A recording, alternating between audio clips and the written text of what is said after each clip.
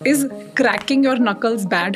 No no not at all. Joint के बीच में साइनोवियल फ्लूइड है, उसके अंदर नाइट्रोजन गैस है, ये सब गैसेस पॉप करती हैं। ओके।